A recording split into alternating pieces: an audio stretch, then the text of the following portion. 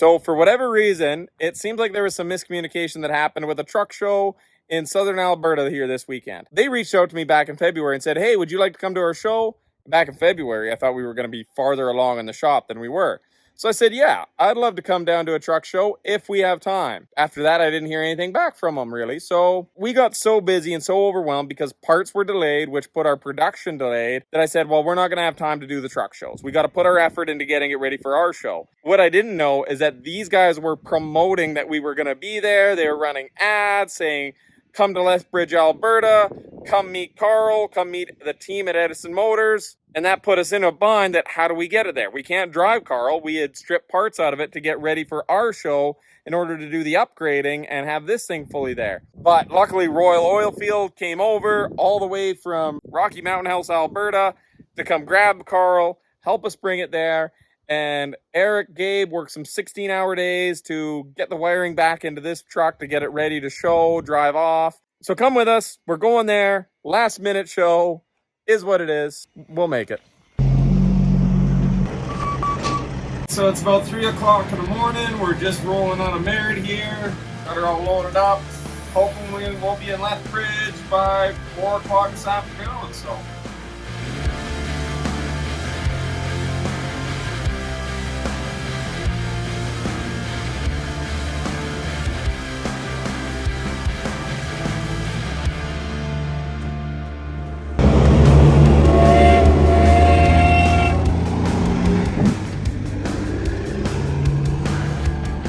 Guarantee this is the most cars Carl's ever passed in his 61-year lifetime.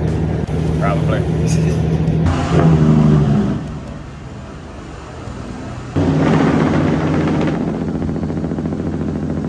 I know this is a lot more tunnel videos than what we need, but engine brakes just sound so good in a tunnel.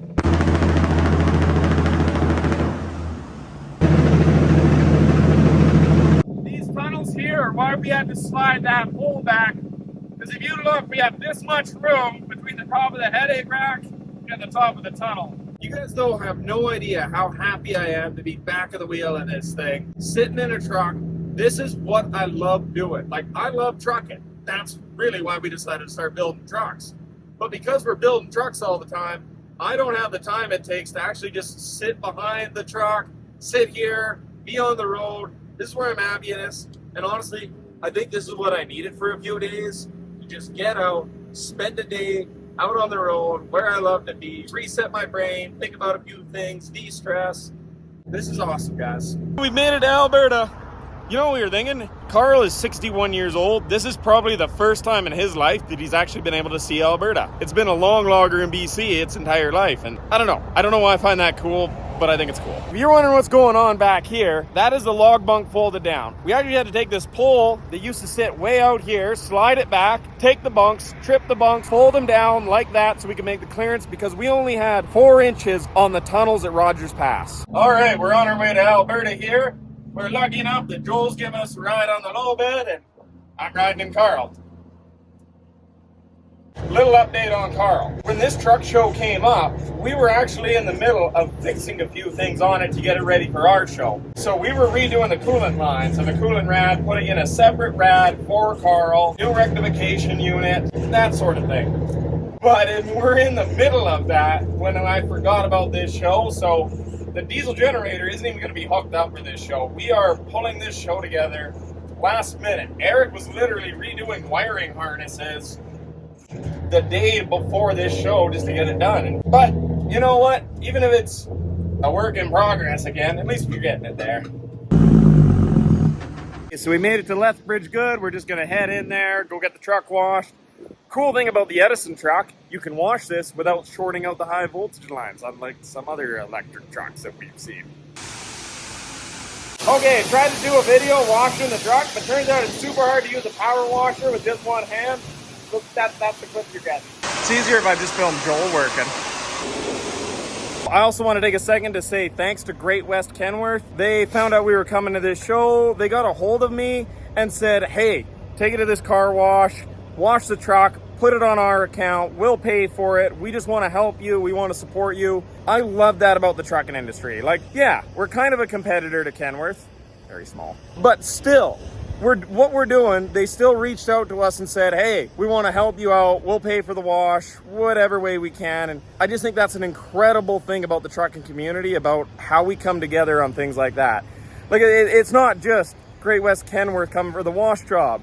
You look at Royal Oilfield Services coming out here to tow Carl to the show. Like, this is absolutely a fantastic community to be part of. And I am always so proud to be a trucker. So I just finished washing Carl here out of the car wash. Hasn't rained in Alberta. The skies are smoky from forest fires due to lack of rain. It is now pouring now that I have washed the truck. That is always how it goes. This is VIP. They are bringing us inside the actual booth, like inside the building. I thought we'd be in a lot. This is kind of a legit show.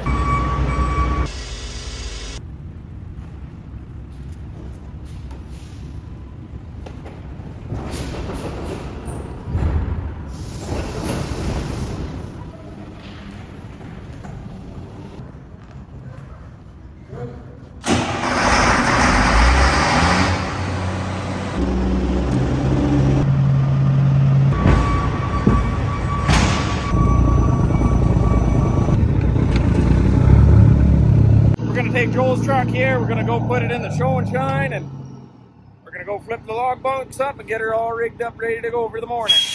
I can't wait to show you these rigs. Tomorrow we're definitely going around, taking a video, going into some detail.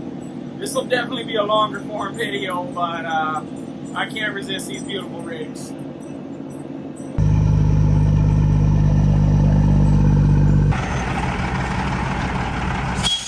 So we got Carl parked here at the show, and they put us in the Kenworth booth area. We're part of the Kenworth truck display at this truck show, right next to their old Real Classic and their brand new W9. I just think that's a little interesting that we're part of the Kenworth show, which is absolutely fair because it's still a Kenworth. Yes, we may have taken all the parts, changed the motor, driveline, everything on it, but at the end of the day, it's still a Kenworth. We're not like Nikola that took an Iveco truck, changed the grill, and called it a Nikola. It's still a Kenworth. We just changed the driveline. We're not out in the show and shine with a lot of other truck drivers. We are out here in the OEM manufacturers' booths. Like Kenworth. Freightliner has their booth over here, showing off Freightliner, Western Star, all Daimler. Peterbilt with their setup here. You got the Freightliner section right here with their new Cascadia, also known as a Western Star. Oh, have a look here at Gord Cooper's 1926 Kenworth. This thing is immaculate. There is not a single piece or attention to detail missed on this truck. It is just mint. Like, I can't get over how nice this is for a 1926 Kenworth. It's kind of cool. They put their oldest Kenworth and their newest Kenworth in the OEM booth.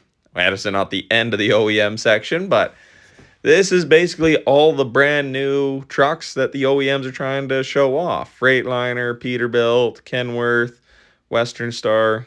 And I'm sorry, but as far as brand new trucks go, you just cannot beat the looks of a brand new Peterbilt or Kenworth. It just, I get it. These ones have a nice sleeper, but I just prefer the long nose. Let me know what you guys like. But yeah, I like it. Edison got their own little booth at the end of the OEM. We even had a little stand at a table that said Edison Motors. We didn't have anything to put in it, but we were there. Okay, we're here at the truck show looking at some of these beautiful pieces of iron. They are shiny. So this is outside the front doors. We're looking at the working trucks here now. Believe it or not, they may look brand new, but these are working trucks. Actually, these two trucks on the end here are over 20 years old. We'll get more into these two trucks in a bit. For now, though, we'll just walk down the aisle, have a look. Beautiful W900. Very well done. Very classically done. Beautiful Volvo. Not the biggest fan of Volvos, but this was a really nice one. Of course, my Peterbilt with them big herd bumpers. Love a Peterbilt with a herd bumper. We got a nice red Freightliner Cascadia with a Western Star hood. Got a beautiful W900 A model. Love the old round headlights of those A models. Couple of nice Lone Stars. You know, I'm not a big international fan, but I like the Lone Star. It's one of those trucks that really grew on me for style-wise. Of course, we got Austin's with his old W9 winch tractor. More on that. Here we got a nice old Kenworth K100 cab over. You know, believe it or not, the owner of this truck is having a hard time finding drivers because nobody wants to drive a Classic, he says. And of course, then we have the Freightliner Classic, one of the last good trucks a Freightliner made. Little sweet service truck. Checked out the interior of that. It was really nice. Another W900A. Let's see, I just love the old round headlight W900s. Here we have a Peterbilt with a V12 Detroit. And honestly, I love the styling, the way he cut out the hood. I really like that, personally, to show off that engine because that is a beautiful, beautiful engine block. This truck here is immaculate. There is not a bolt, a nut, a piece that has been missed on this thing. Like, everything is painted and polished. All right, I'm here with Cole in this absolutely beautiful Peterbilt. This thing is one of the most immaculate trucks I've ever seen. Like, do you work this thing or what? Oh, it did work full time once upon a time. Oh, yeah. I did, after I bought it, it worked pretty much the whole time. For my whole 6 years since I had my license, pretty much. Jeez. Yeah. Full 6 years this thing was working. Yeah, she's been parked for a year. How'd you find the time to do all this? Like, the detail is incredible. Like, it matching everything. It was kind of a group effort from LF. LF did all the work, pretty much. Wow. I was working at driving another truck at the time, so when they were doing this, so. Okay, that makes sense. Yeah. Yeah. They did a wicked job. Yeah, they did the whole matching for the motor, all basically like trying to accent it up as much as possible. And the floor is all level. As you can see, it doesn't have the typical Peterbilt boot. Oh yeah, that's way cleaner. Yeah, and if you look down there, the subs and all that are down underneath the bed and everything. Yeah. Yeah. This is actually the first week we've test drove it, so it's kind of a test run, really. Okay, one of the things to look for in a really quality job that done like this is have a look at the panels. Were all the panels removed? And you can see that these panels were all taken off, all reskinned. It wasn't just sprayed on the outside. Everything under here, taken apart, painted.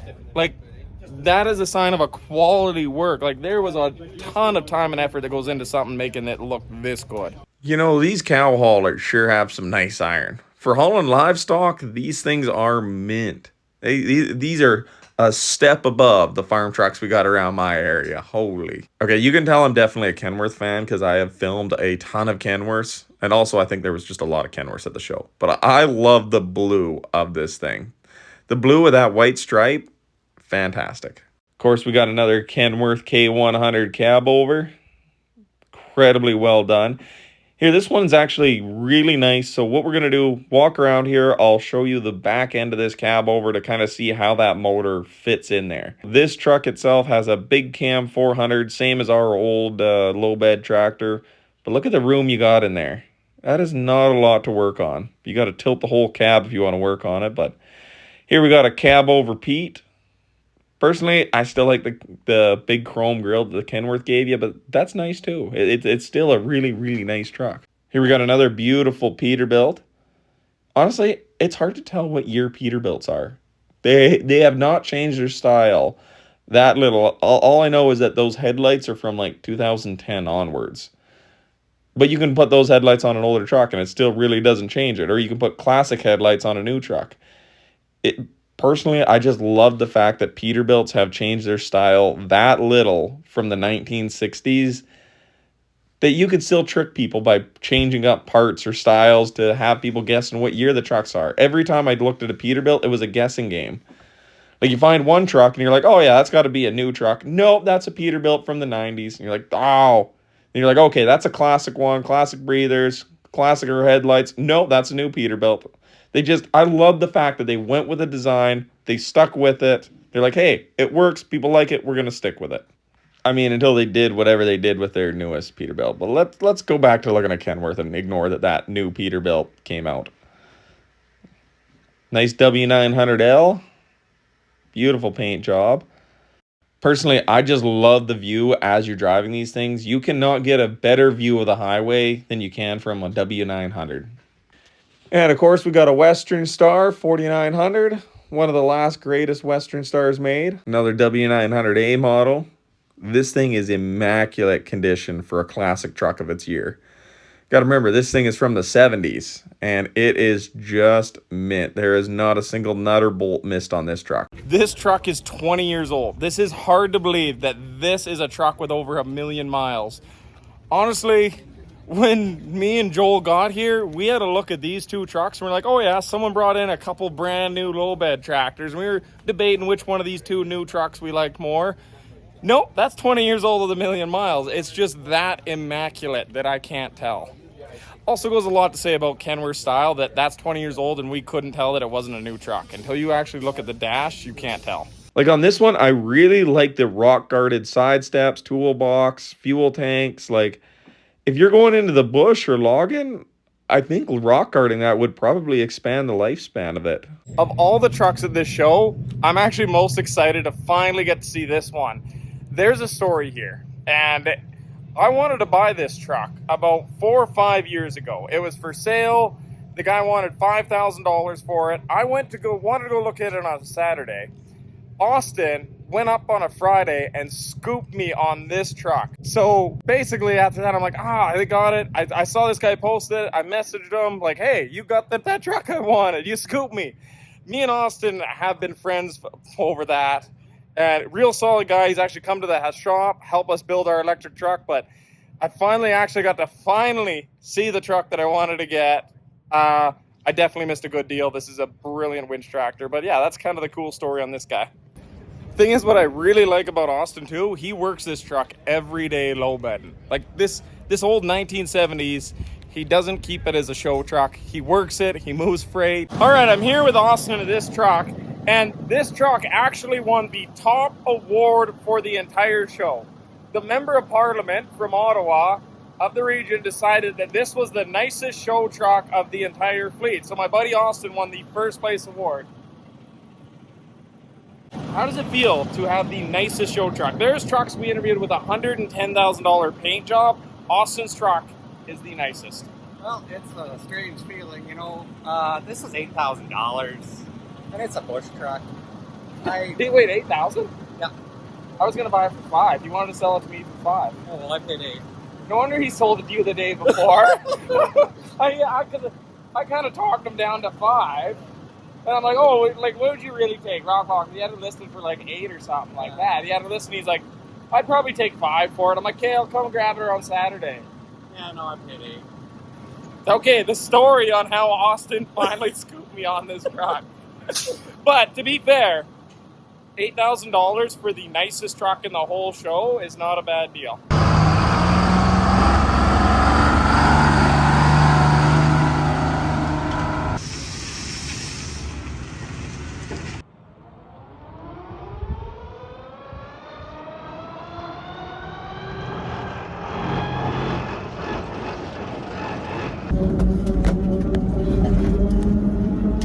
Too tall for sitting in here. Oh, these are short cabs. Oh, that's crazy. Go out the gate and do it in the same loop.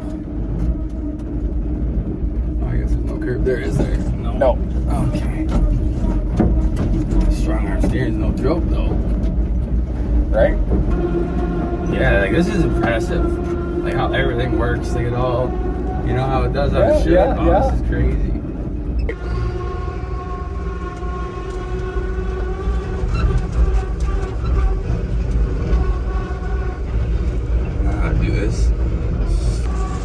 It's insane what a man with some willpower can do in the back garage, that's for sure. Right? Or in a field. Yeah. Pretty much, I guess. So slow her down to a bit of a crawl here and then give her a little bit, like ease on when you first hit it and then push through it.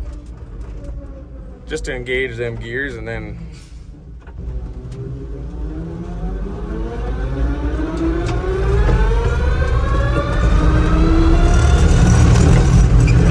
That's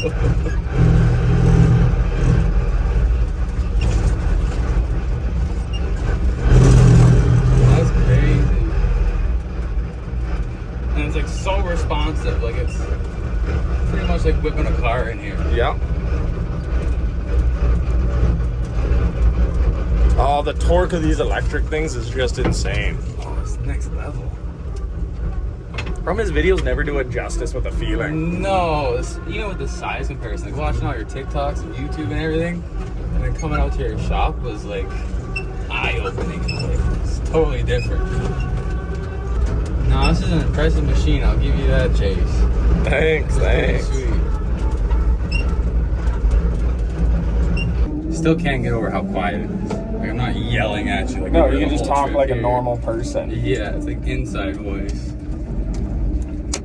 It's pretty sweet. I mean, until you do this.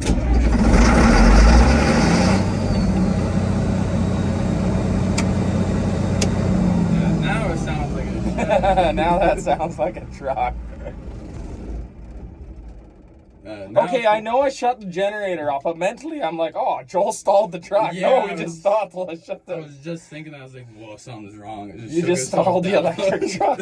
No, just shut it off. Oh, this is cool. Yeah, straight back, you got it.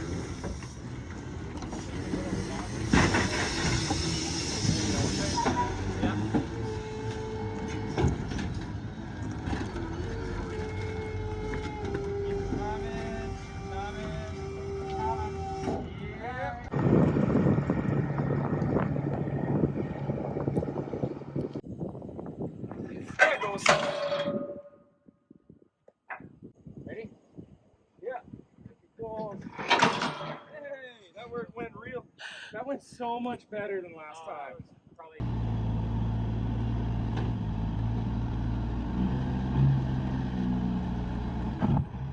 All right, there we go. We got Carl all loaded up. We got the trailer pinned up, throw a couple chains, and we are back to Merritt. First thing in work Monday morning.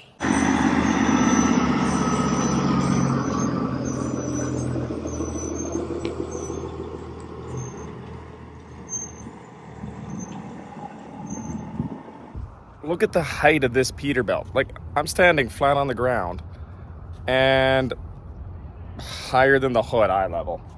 Here's something interesting.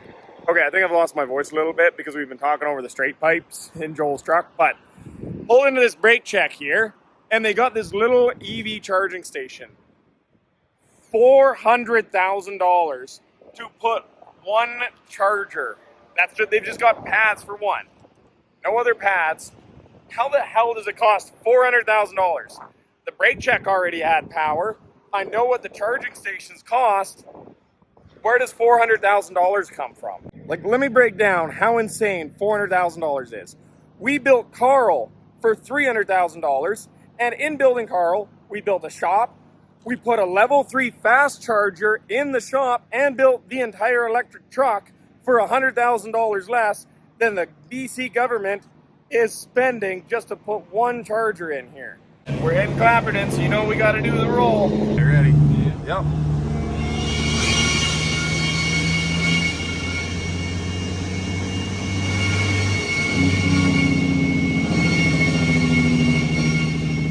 There's no sleeping in the Clapperton brake check, and you know we make sure of that. Keep on trucking.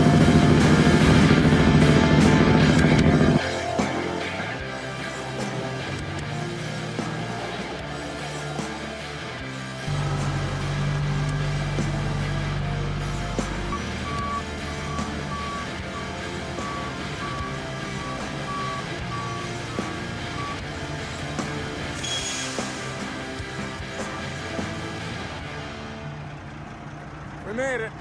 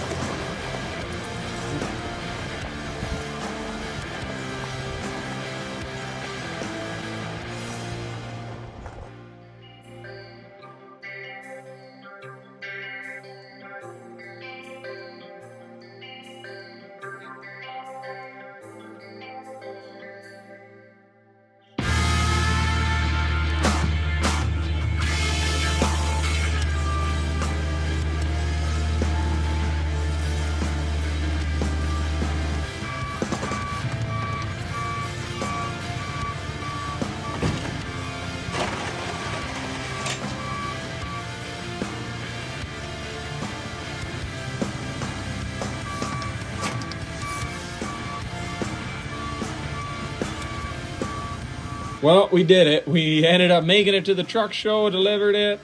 We received actually a fairly decent amount of feedback. Our buddy Austin won top place in the show. That was pretty cool. Honestly, I'm glad we went. I'm glad we got there. I'm glad we meted the fans. And I just want to give a big thanks to Joel and Royal Oilfield Rentals.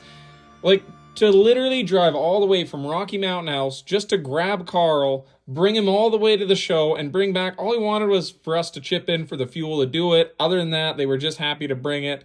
If you want to go see some cool truck moving action, some heavy-duty stuff, check out Royal Oilfield. These guys do the real heavy work in that trucking industry. Like bed trucks, rig moving, oil tankers, like... When we say we want to build vocational trucks, we're talking about companies like Royal Oilfield, the guys that do this kind of work. That's who we want to build trucks for. That's who we want to talk to. And if you want to see some really cool iron, go check out Rig Moving. Check out the kind of work that these guys do. You're not going to regret it. I got to say thanks again so much. It cannot be stated how grateful we were for these guys bringing us down to the show.